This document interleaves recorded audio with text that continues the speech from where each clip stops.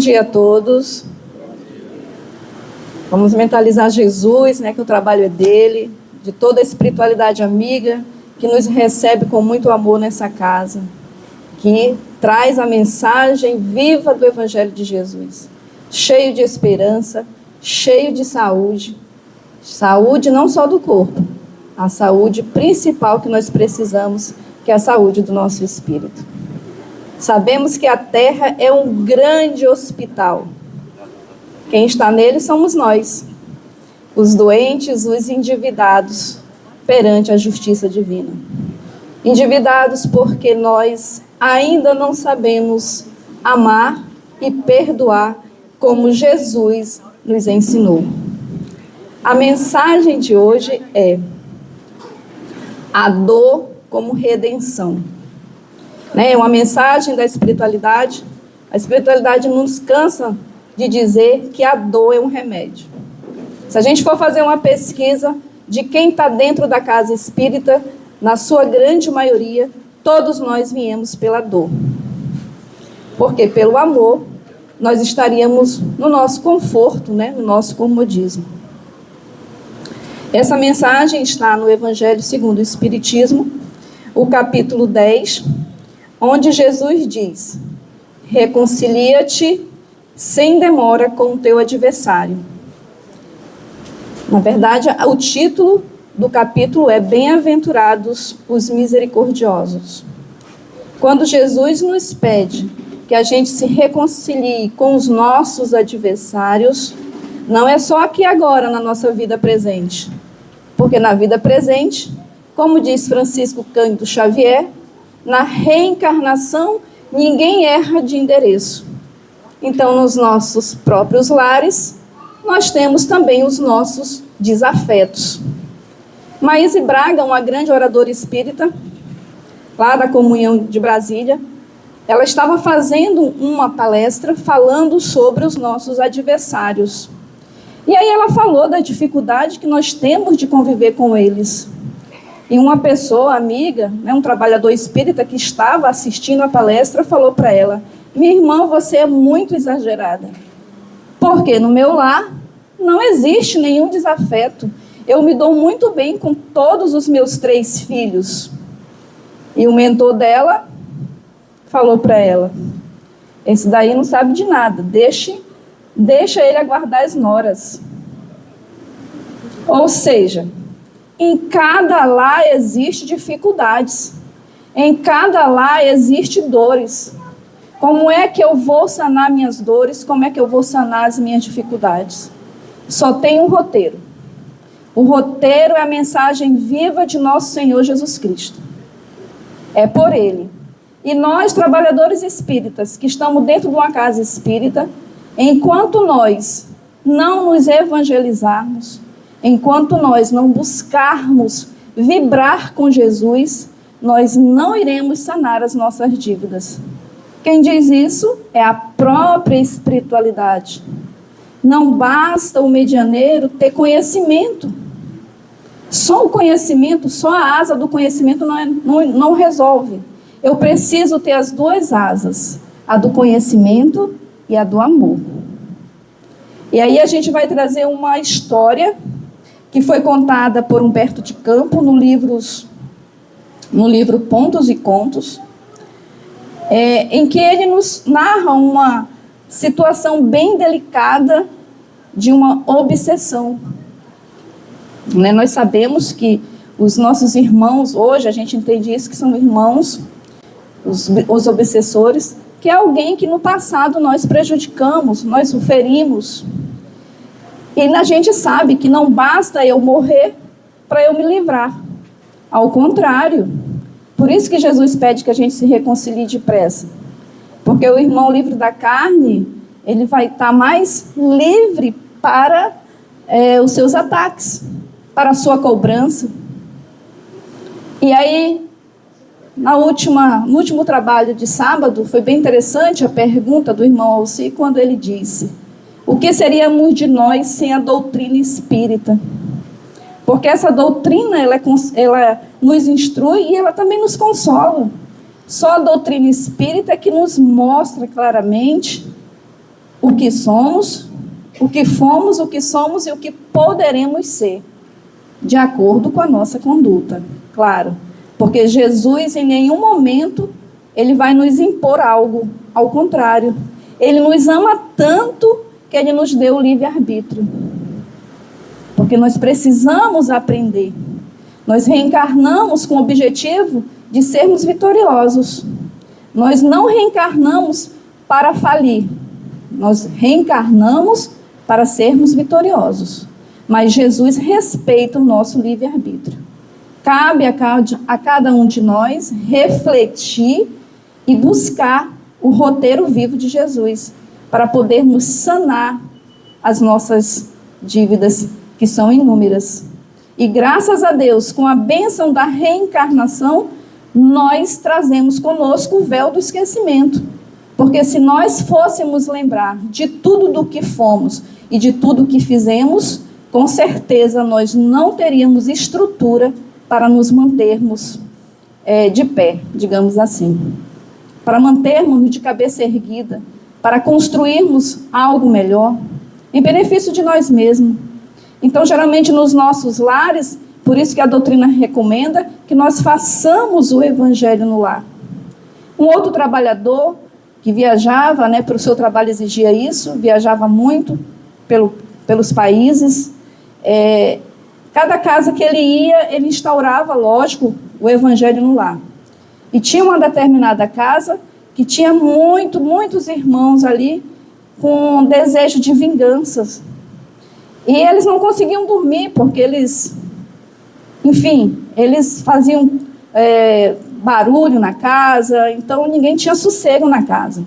Então, depois de muita oração, muito evangelho, isso, quando eu falo muito, é muito mesmo. Porque às vezes a gente quer a solução imediata dos nossos problemas, e não é assim que funciona.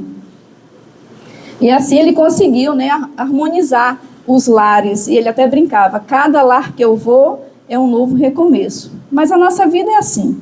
Todo dia é um recomeço, graças a Deus. Então vamos lá o que Humberto de Campos nos diz. Ele traz a história aqui de um trabalhador espírita que trabalhava como dialogador numa reunião mediúnica.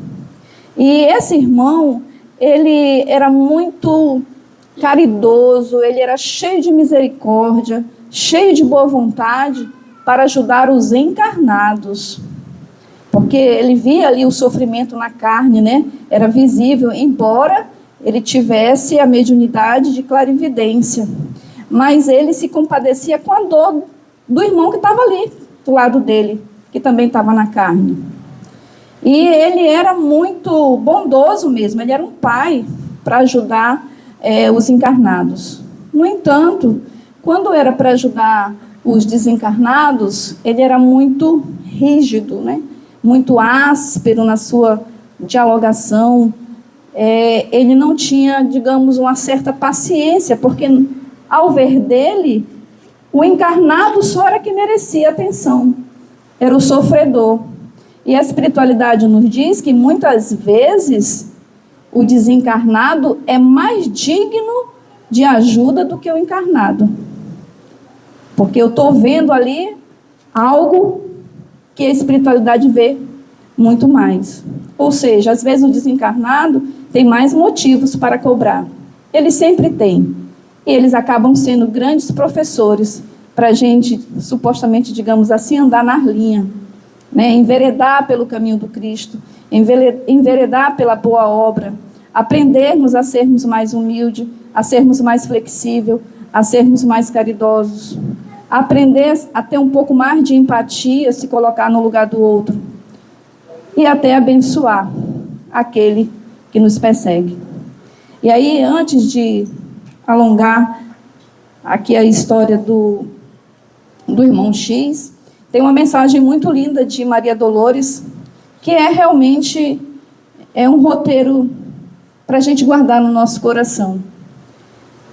Diz ela: sempre que o mal te visite, pede a Deus te conceda coragem de perdoar. Perdoar é um tema super atual, muito difícil, porém necessário, Por isso que Jesus recomendou no seu evangelho para a gente se reconciliar, para a gente perdoar não 7, mas 70 vezes 7.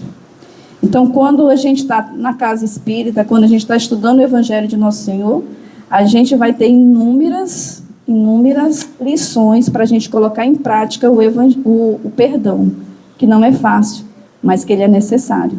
Então, cada trabalhador, cada um de nós que estamos ouvindo essa mensagem, nos 2 planos da vida, temos que buscar nos evangelizar primeiramente. Então, esse nosso irmão dialogador, ele tinha, lógico, uma boa índole, ele tinha o maior carinho, a máxima atenção com os encarnados e ele agia diferentemente com os desencarnados. E um dos seus mentores recomendava para ele: meu amigo, não te afarte dos entendimentos necessários. Devo esclarecer-te que tem obrigação de repartir os recursos do auxílio com as vítimas e o algozes em porções iguais.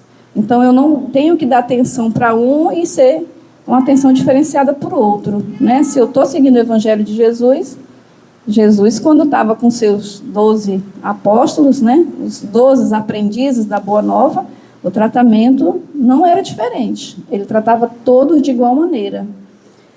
Mesmo cada um diferente um do outro, cada um trazendo, né, as suas dificuldades. E assim o mentor pede para ele que ele atenda os 2 igualmente, tanto encarnado como desencarnado, com o mesmo amor, com a mesma dedicação e com o mesmo carinho. E aí o benfeitor continua dizendo: as chagas abertas e as necessidades dolorosas permanecem nos 2 planos. Sim, porque quando eu desencarno, eu vou continuar sendo a Dulce que eu sou, com as minhas imperfeições e com as minhas virtudes. Não é porque eu desencarnei que eu vou mudar da água para o vinho, ser uma outra pessoa. Ao contrário, eu continuarei a mesma. Lógico que nós estamos aqui no plano terreno para a gente se esforçar e se melhorar. Ele diz assim: ser enérgico, mas não cruel nas palavras, não exclua a fraternidade e a compreensão.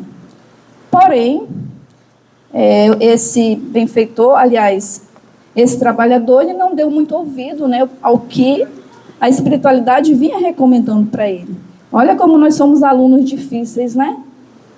Mesmo ele tendo toda a orientação, ele continuava agindo de tal modo. Falou: não, eu tenho que tratar assim. Até que um belo dia veio acontecer no seu próprio lar. Aí aquela história, né? Eu só sei quando o sapato aperta, quando eu estou calçada nele. E aí aconteceu isso com a filha dele de 15 anos. Quem é o pai e quem é a mãe que não se desespera, né? Quando um filho, uma filha está doente. Quando o nosso lar não está bem. Aí a gente vê como que é difícil.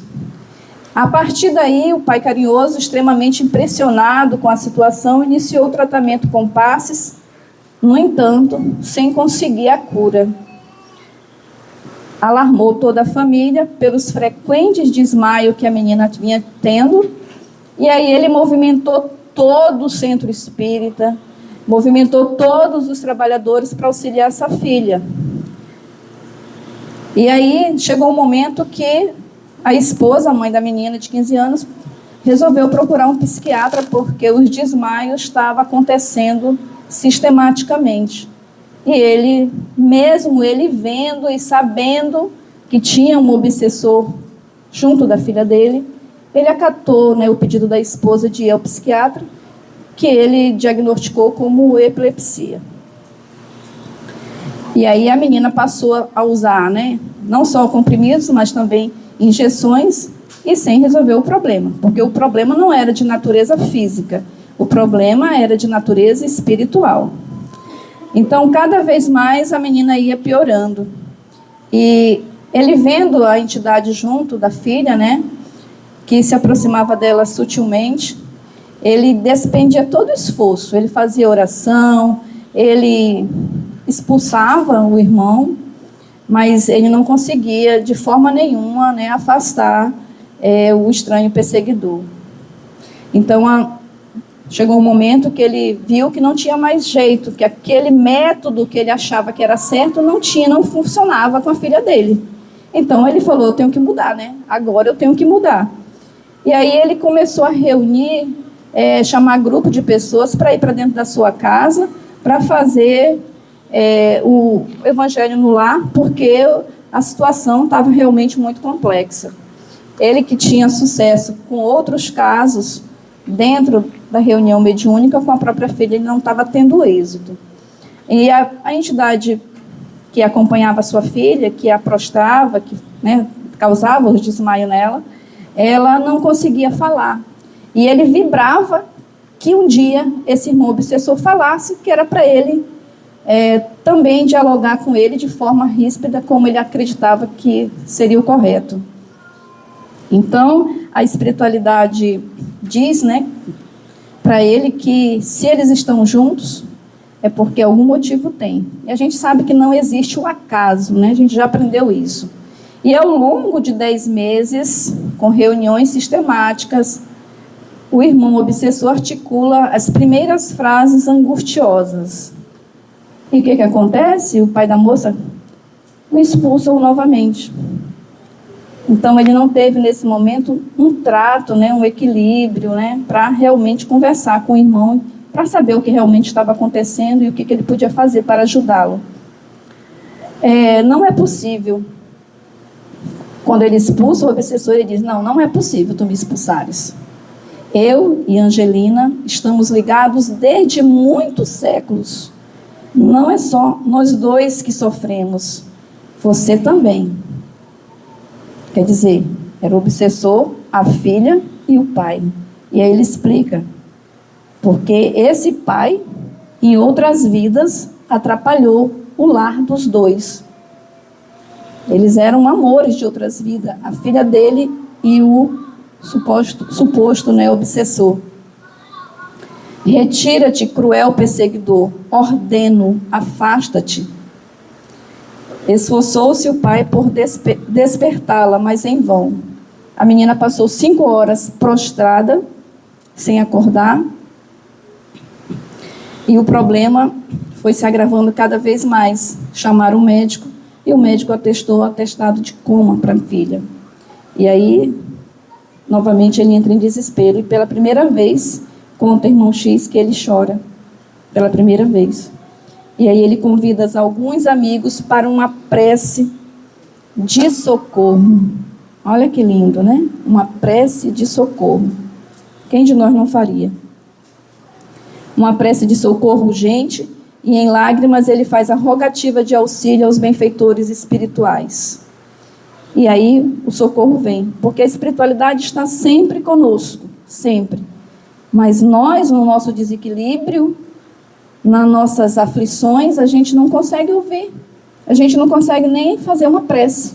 E nesses momentos de aflições, eu tenho que parar e confiar na espiritualidade. E fazer a minha prece.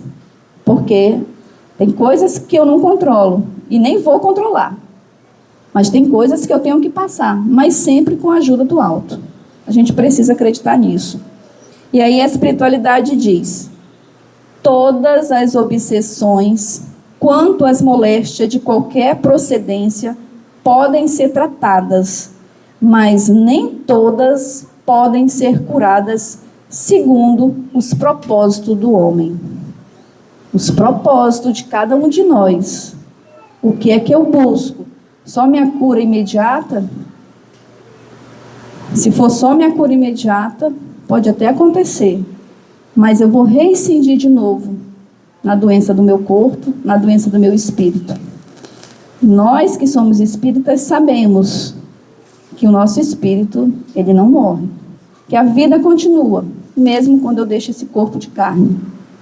Então eu preciso realmente me agarrar ao Evangelho de Jesus e seguir realmente o seu roteiro, porque só assim eu vou evoluir. Só assim eu vou evoluir. E as provas vêm todo dia. A questão do perdão está no meu lar, está no meu trabalho, está no trânsito, está na casa espírita, está nas igrejas, está no clube, aonde quer que eu vá. Porque o problema do perdão está relacionado com relacionamentos. E a gente se relaciona com N pessoas, de N naturezas. Então eu preciso realmente trazer essa lição do perdão para a minha vida, para o meu espírito.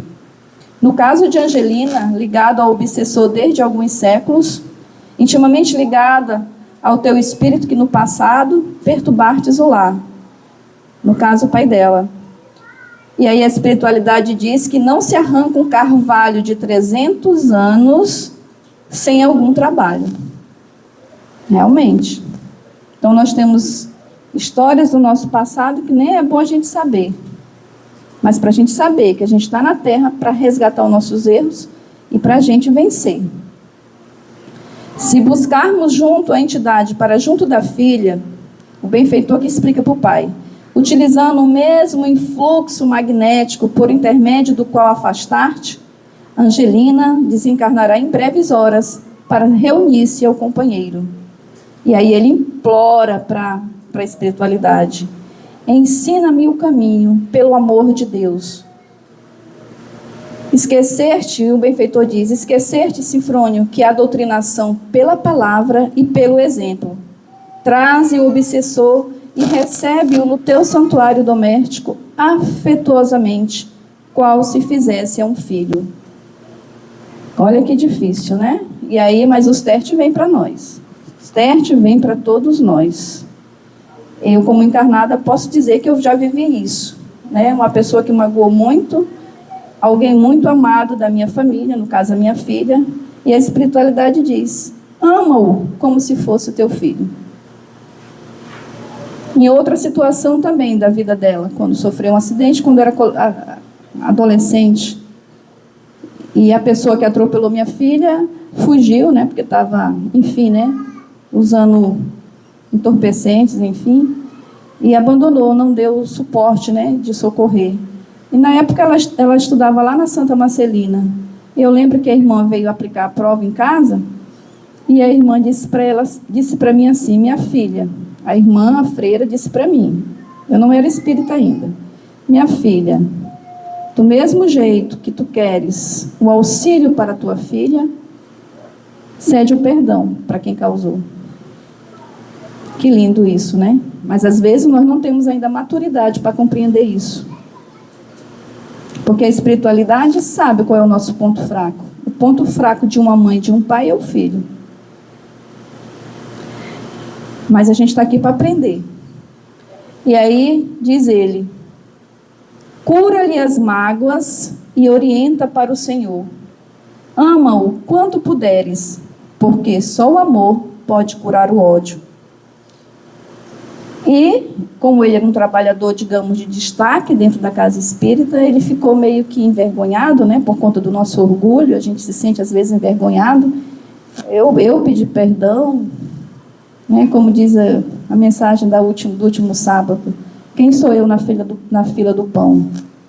Mas aí ele diz: não te sintas humilhado, meu filho. Tens agora muito conhecimento e possibilidades, mas tem igualmente muitas dívidas. Somos nós. Nós temos o conhecimento da doutrina espírita, mas não podemos esquecer que somos espíritos endividados. E quem deve, continuou o benfeitor, deve desembaraçar-se do débito e seguir em paz na gloriosa e divina jornada para Deus. E aí, mais uma mensagem aqui vem complementar, digamos assim, do Emmanuel, no livro Consolador, a questão 239. O Emmanuel diz que a dor moral é essência, porque é bastante grande e profunda para promover o luminoso trabalho de aperfeiçoamento e redenção. E ele explica que a dor física, eu posso tomar um medicamento e ela passar.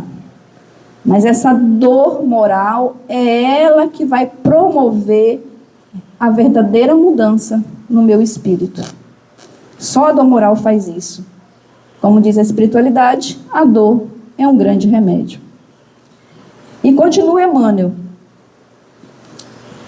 Ele diz que para doutrinar Basta o conhecimento intelectual do Espiritismo.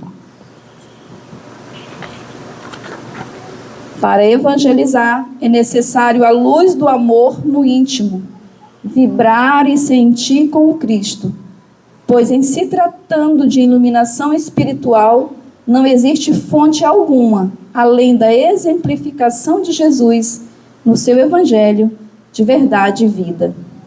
Continua ele, na questão 338, no mesmo livro Consolador. A Terra é um plano de experiências e resgates, por vezes bastante penosos, e aquele que se sinta ofendido por alguém não deve esquecer que ele próprio pode também errar 70 vezes 7.